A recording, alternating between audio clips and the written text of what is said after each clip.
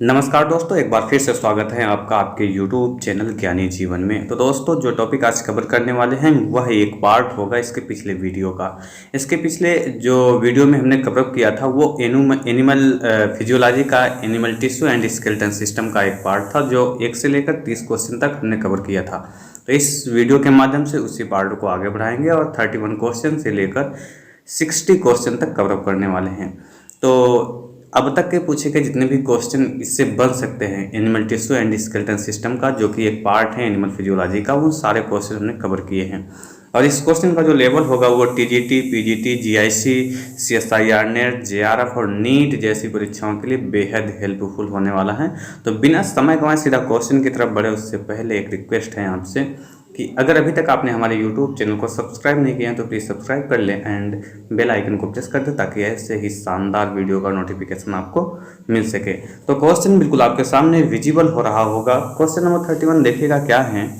Yama line in stripped पहले इसके Hindi version को हम कवर अप करते हैं। ये रहा इसका हिंदी वर्जन। देखिएगा क्वेश्चन क्या है। रेखित पेशी तंतुओं में यम रेखा स्थित होती हैं। तो राइट आंसर क्या होगा? D state option number A band पर इसका राइट आंसर हो जाएगा। चलिए क्वेश्चन के इंग्लिश वर्जन को भी कवर अप करते हैं। ये रहा क्वेश्चन का English version. M line in striped muscles fibres is located in. Right answer option number A band is the right answer. अगर इसके विषय पे बात करें डियर स्टूडेंट, तो ए बैंड मोटे तथा पतले दोनों तंतुओं का बना होता है। इसका केंद्रीय भाग जो पतले तंतुओं द्वारा अति व्यवस्थित नहीं हो पाता उसे यच क्षेत्र या यच जोन कहते हैं। सार्कोमियर के मध्य यच क्षेत्र में मायोसिन प्रोटीन की बनी हुई एक पतली यम रेखा यानी यम लाइन पाई जाती है। चलिए क्वेश्चन नंबर 2 की तरफ बढ़ते हैं और ये रहा क्वेश्चन नंबर 2 बिल्कुल आपके सामने। तो क्वेश्चन क्या है देखिएगा। क्वेश्चन है कशेर की नख व्युत्पन्न होते हैं। तो इसका राइट आंसर क्या हो जाएगा? ऑप्शन नंबर डी कर स्तर के इसका राइट आंसर हो जाएगा। चलिए क्वेश्चन के इंग्लिश वर्जन को कंप्लीट करते हैं। ये रहा क्वेश्चन का इंग्लिश वर्जन बिल्कुल आपके सामने। देखिएगा क्वेश्चन क्या है। Vertebrate nails are derivatives of. Right answer option number D stratum corneum is the right answer. चलिए इसके विषय में थोड़ा पहले बात कर लेते हैं। कशेर की जंतुओं में त्वचा के 2 मुख्य स्तर एपिडर्मिस तथा डर्मिस होते हैं। एपिडर्मिस स्तर 5 उप स्तरों में बटा होता है, जो बाहर से अंदर की ओर क्रमशः अगर बात करें तो कर स्तर यानी स्ट्रेटम कार्नम कार्नियम भी बोलते हैं, स्वच्छ स्तर यानी स्ट्रेटम ल्यूसिडम, कड़ी स्तर यानी स्ट्रेटम ग्रेनुलोसम, स्पंजी स्तर यानी स्ट्रेटम स्पाइनोसम तथा अंकुरण स्तर यानी स्ट्रेटम जर्मिनेटिवम। सल्क, नख, सींग, बाल, पंख इत्यादि संरचनाएं एपिडर्मिस के सबसे बाहरी अर्थात कर स्तर से व्युत्पन्न होते हैं, जो कि केराटिन युक्त होते हैं। चलिए क्वेश्चन नंबर 33 की तरफ बढ़ते हैं बिल्कुल सहज लैंग्वेज में। ये रहा क्वेश्चन नंबर 33 बिल्कुल आपके सामने। डियर स्टूडेंट क्वेश्चन देखिए बिल्कुल विजिबल हो रहा होगा। क्वेश्चन क्या है। स्तनियों में बाल किससे भी उत्पन्न होते हैं? तो इसका राइट आंसर आप देंगे कमेंट बॉक्स में। तो इसके इंग्लिश वर्जन को भी कवर अप करते हैं। आंसर बिल्कुल आपको ही देना है।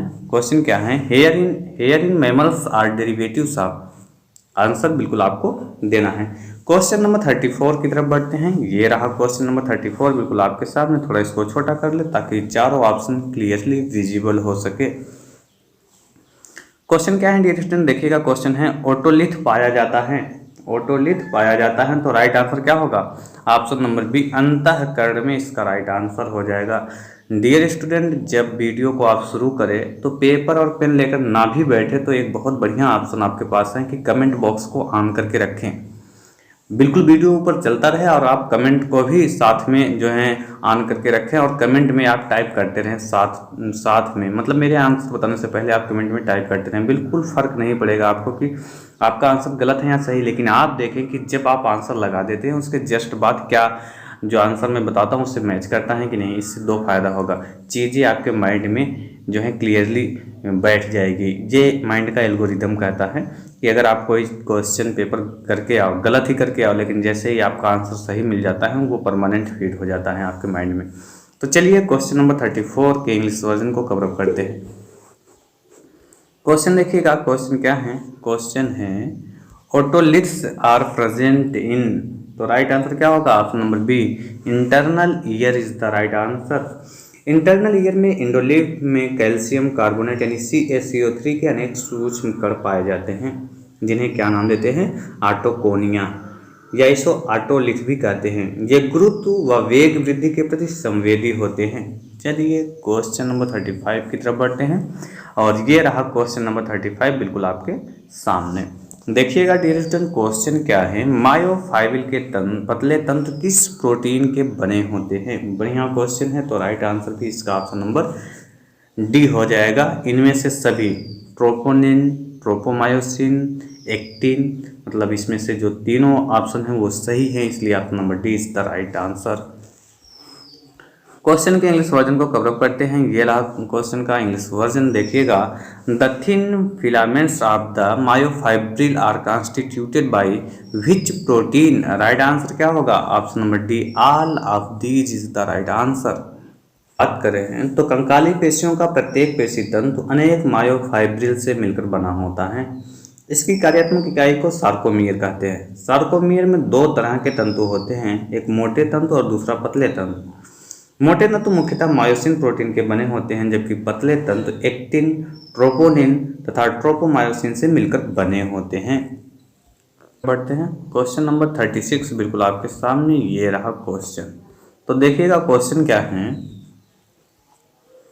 पेशी संकुचन के दौरान कैल्शियम बांधता है। बढ़िया क्वेश्चन है, तो right answer option number D, troponin is the right answer.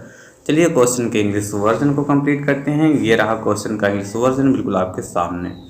Dear friend, question क्या है, देखिएगा, during muscles contraction calcium binds to. Right answer option number D, troponin is the right answer.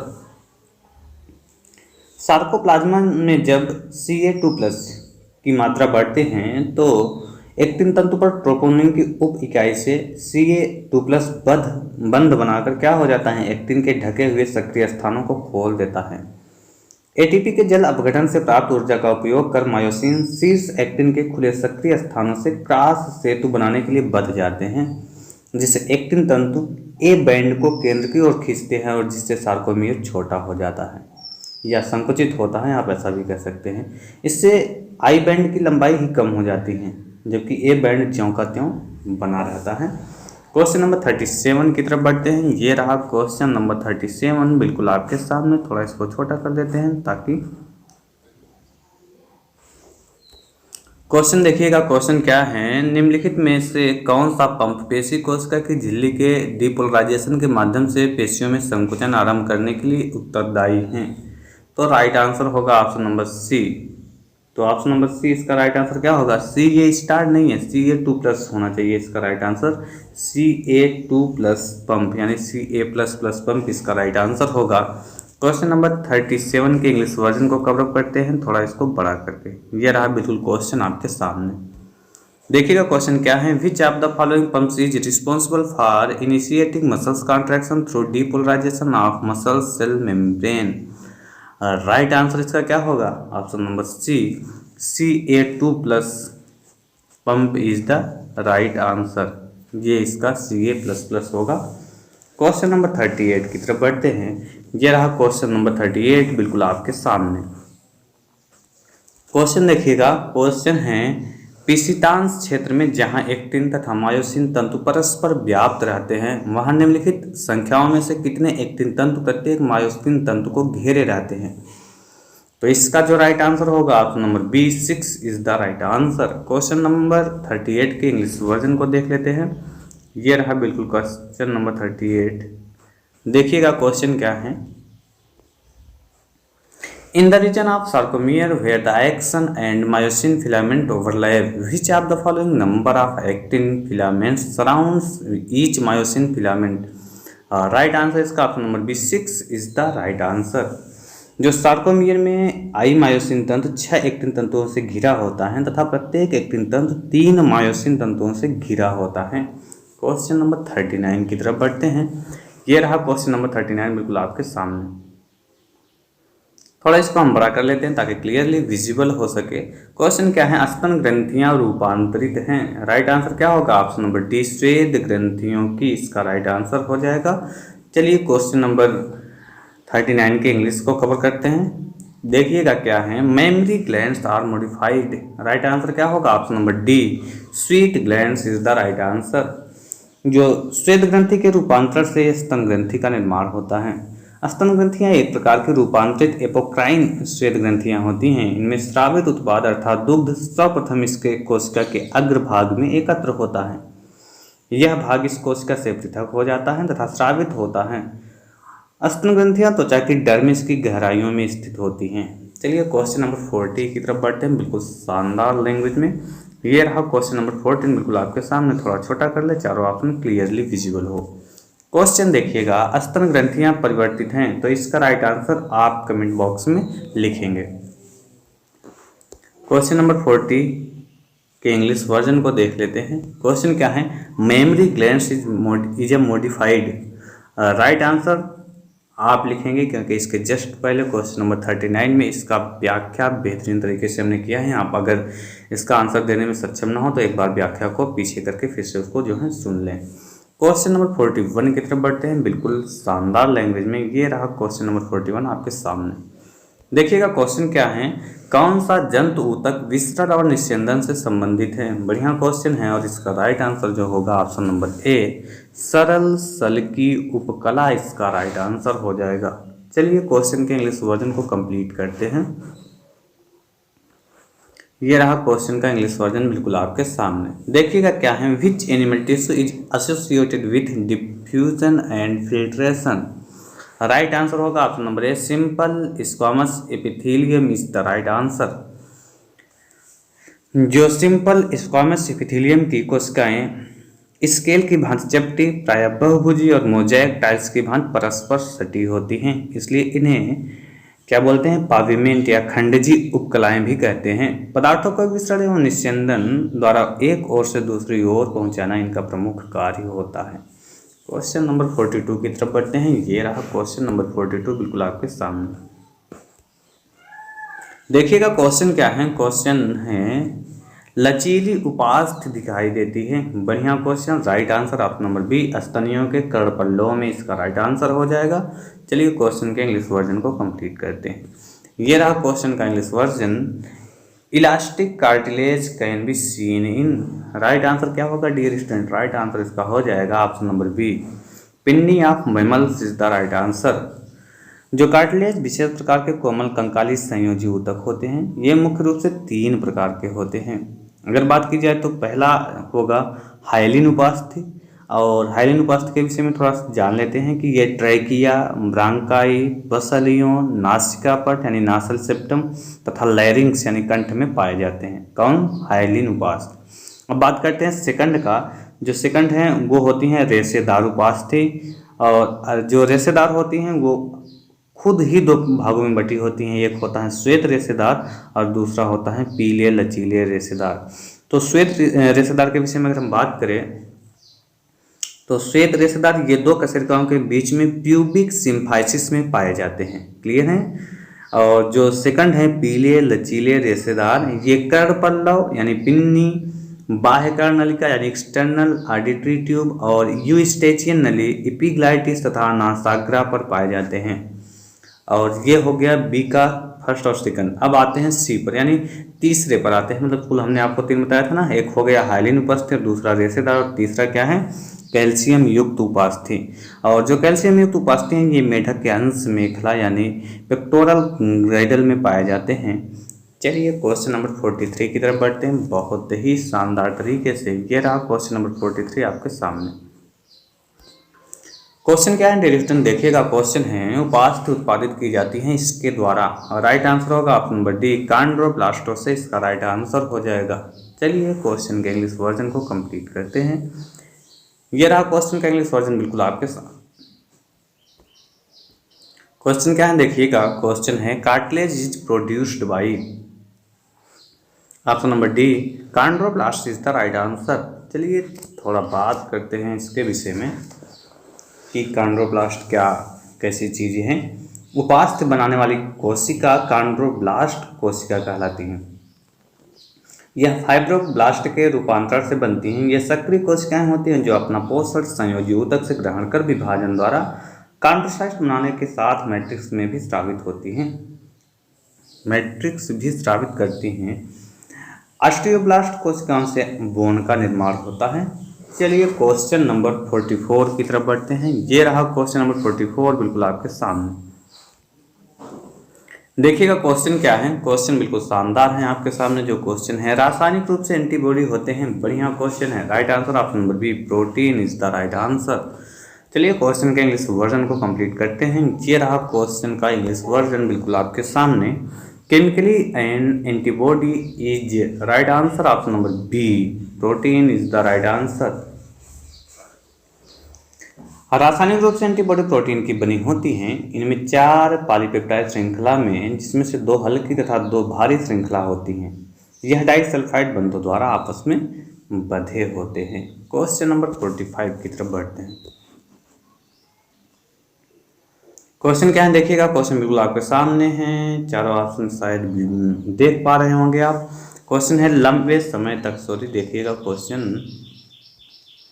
लंबे समय तक कार्य करने में मांसपेशियां थक जाती हैं। मांसपेशियों के थकने के दौरान क्या बनता है? तो इसका राइट आंसर क्या होगा? ऑप्शन नंबर डी, लैक्टिक अम्ल बनता है। इसका राइट आंसर हो जाएगा, क्या बनता है? लैक्टिक अम्ल बनता है।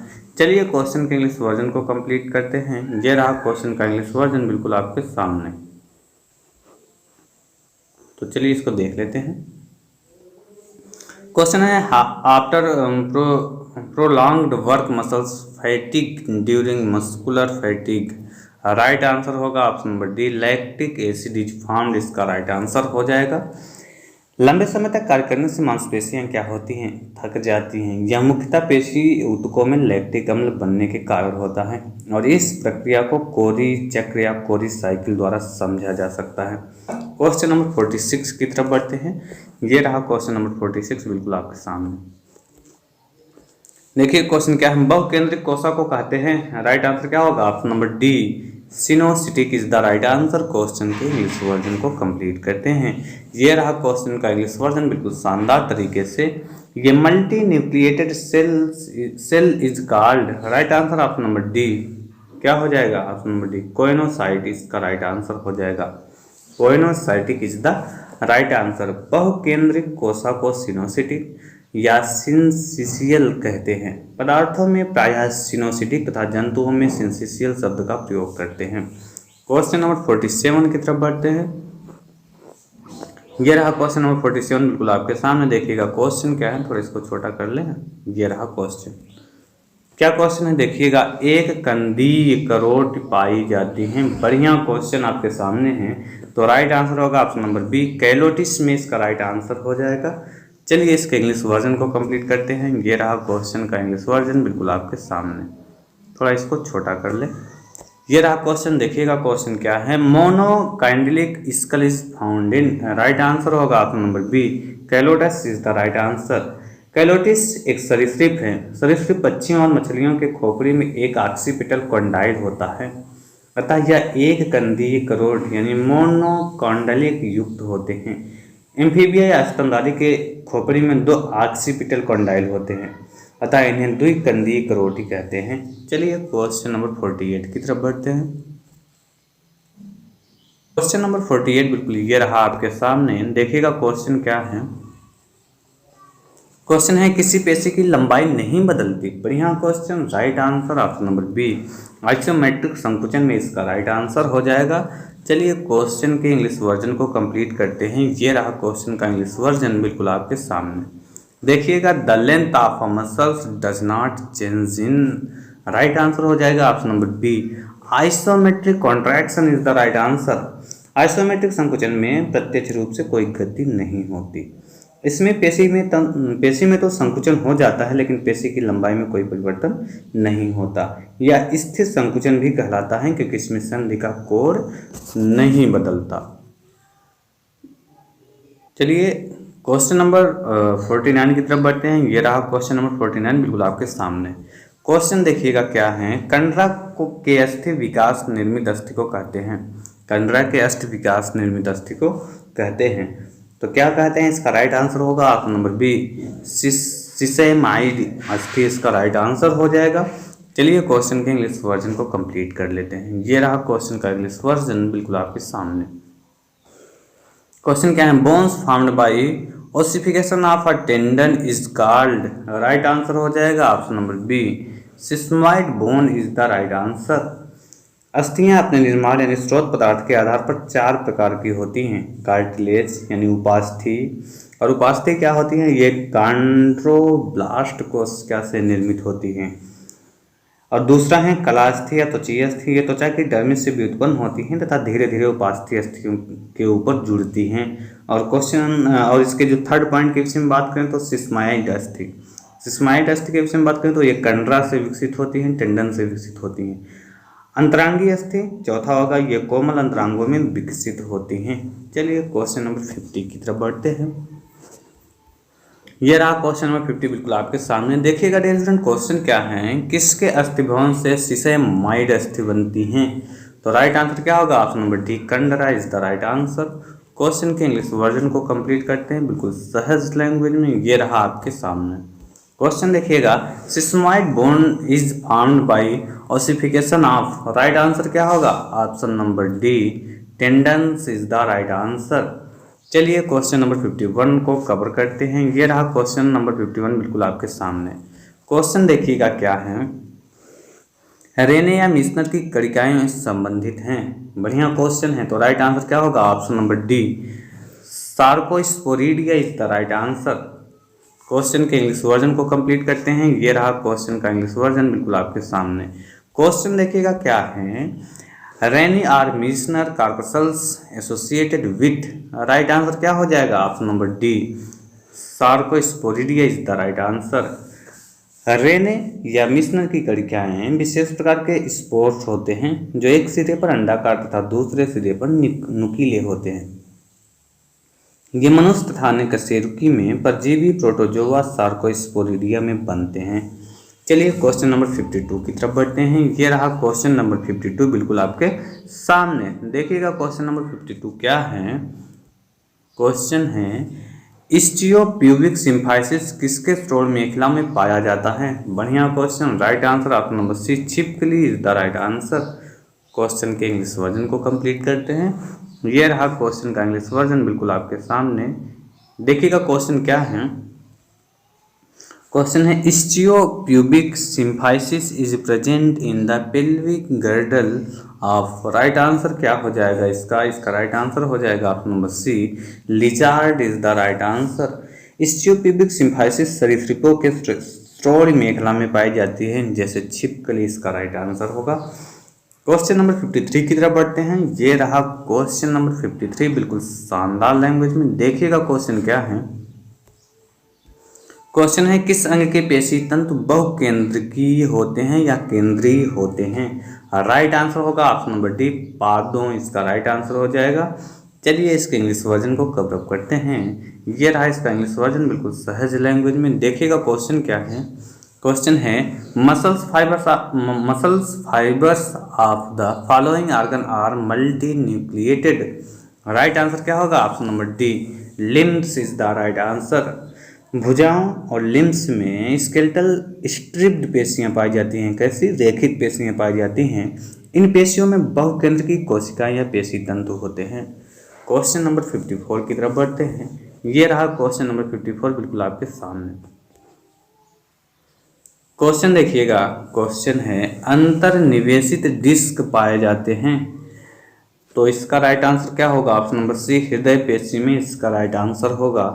चलिए क्वेश्चन के इंग्लिश वर्जन को कंप्लीट करते हैं। ये रहा क्वेश्चन का इंग्लिश वर्जन बिल्कुल आपके सामने।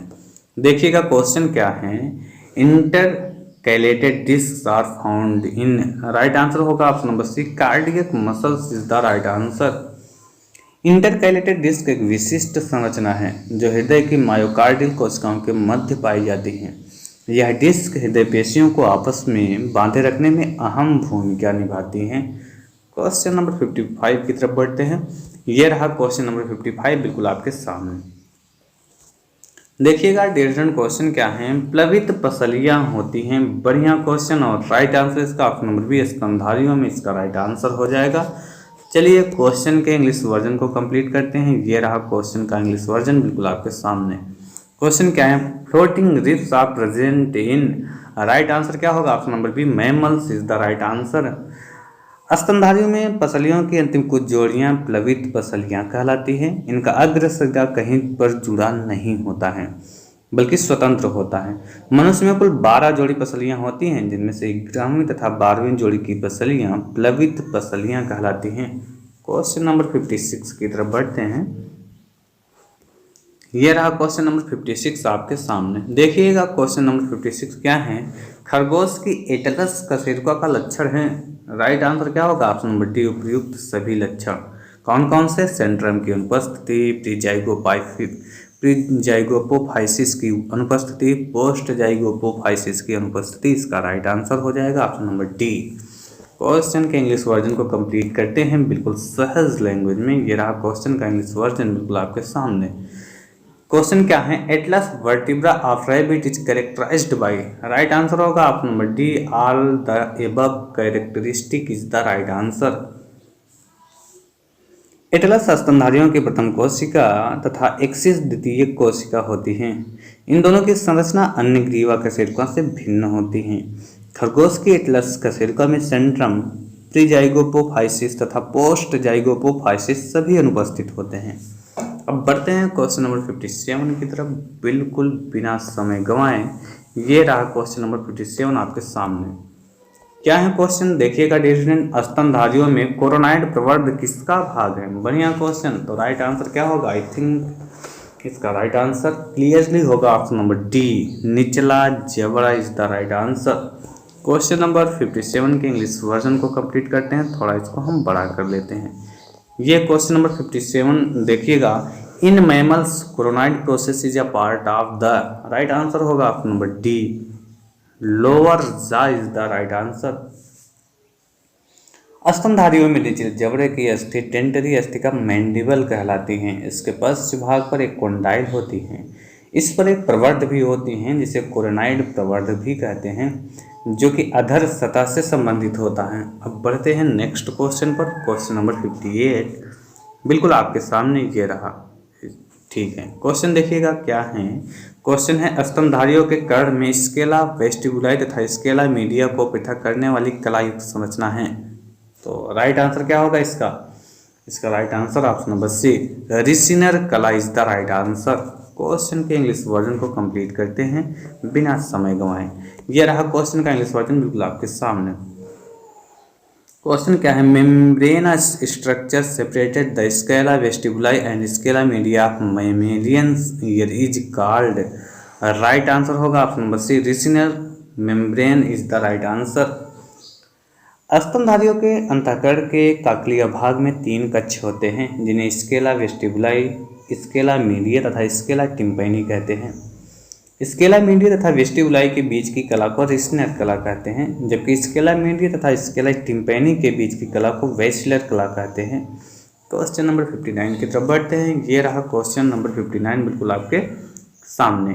क्वेश्चन देखिएगा, क्वेश्चन है, एक नेथा के अंतःकरण में अर्धवृत्ताकार कुल्याओं की संख्या है केवल, बढ़िया क्वेश्चन है, राइट आंसर होगा ऑप्शन नंबर बी 2, इसका राइट आंसर हो जाएगा। चलिए क्वेश्चन के इंग्लिश वर्जन को कंप्लीट करते हैं। ये रहा क्वेश्चन का इंग्लिश वर्जन बिल्कुल आपके सामने। इनर ईयर ऑफ एक नेता है ओनली, राइट आंसर होगा ऑप्शन नंबर बी, क्या हो जाएगा, 2 semi circular canal is the right answer. Vertebrates के 2 खंडों में बांटा गया है, वर्टिब्रेट्स को 2 खंडों में बांटा गया है, एक नेथा तथा नेथोस्टोमेटा। एक नेथा के अंतर्गत वर्तमान में केवल साइक्लोस्टोम्स जीवित हैं। इनके अंतःकरण में 2 अर्धवृत्ताकार कुल यानी सेमी सर्कुलर कैनाल्स होती हैं। क्वेश्चन नंबर 60 की तरफ बढ़ते हैं। ये रहा क्वेश्चन नंबर 60 बिल्कुल आपके सामने। देखिएगा क्वेश्चन क्या है, क्वेश्चन बिल्कुल बेहतरीन है। स्तनधारियों की अंश मेखला की मुख्य हड्डी होती हैं, बढ़िया क्वेश्चन, राइट आंसर क्या होगा option number D, option number D होना चाहिए, scapula is the right answer. तो option number D is the right answer. Question के इंग्लिश वर्जन को कंप्लीट करते हैं। ये रहा क्वेश्चन का इंग्लिश वर्जन बिल्कुल आपके सामने। तो देखिएगा क्वेश्चन क्या है। क्वेश्चन है main bone of mammalian pectoral girdle is, right answer होगा option number D, scapula is the right answer. इसके विषय में अगर बात करें तो स्तनधारियों की अंश मेखला दो प्रमुख हड्डियों की बनी होती है, अंशफलक अर्थात स्कैपुला तथा क्लेविकुला। ठीक है। स्कैपुला एक बड़ी चपटी त्रिकोणाकार सी हड्डी होती है जो कंधे के नीचे हमारी पीठ के ऊपरी भाग में स्थित होती है। इसका हमारे शरीर के मध्य रेखा की ओर जो किनारा का शरीर से लगभग 4 सेमी दूर होती है। इसके इसी किनारे से पश्चता पर एक कंटक नुमा उभार होता है जो अंशकोट या एक्रोमियन प्रवर्ध कहलाता है। क्लेविकल या हंसली एक लंबी तथा पतली यस आकार की क्षैतिज हड्डी होती है जो पहली पसली से ऊपर की ओर तथा सामने की ओर स्थित होती है। इसका बाहरी सिरा एक्रोमियन प्रवर्ध से जुड़ा होता है। तो दोस्तों इस प्रकार से animal tissue and skeletal system जो कि एक पार्ट था एनिमल फिजियोलॉजी का वो कंप्लीट होता है। और आपसे मिलते हैं नेक्स्ट वीडियो में एनिमल फिजियोलॉजी का ही एक और अलग से पार्ट जिसका नाम होगा digestive system and excretory system, mean उससे पाचन तंत्र एवं उत्सर्जन तंत्र। बहुत ही इंपॉर्टेंट क्वेश्चन उसमें होगा, तो उस वीडियो को आप जरूर देखिएगा, बहुत जल्द ही अपलोड कर दी जाएगी। तो मिलते हैं आपसे नेक्स्ट वीडियो में, तब तक के लिए धन्यवाद। चैनल को सब्सक्राइब ना किया हो तो प्लीज़ सब्सक्राइब कर लें एंड बेल आइकन को प्रेस कर दें।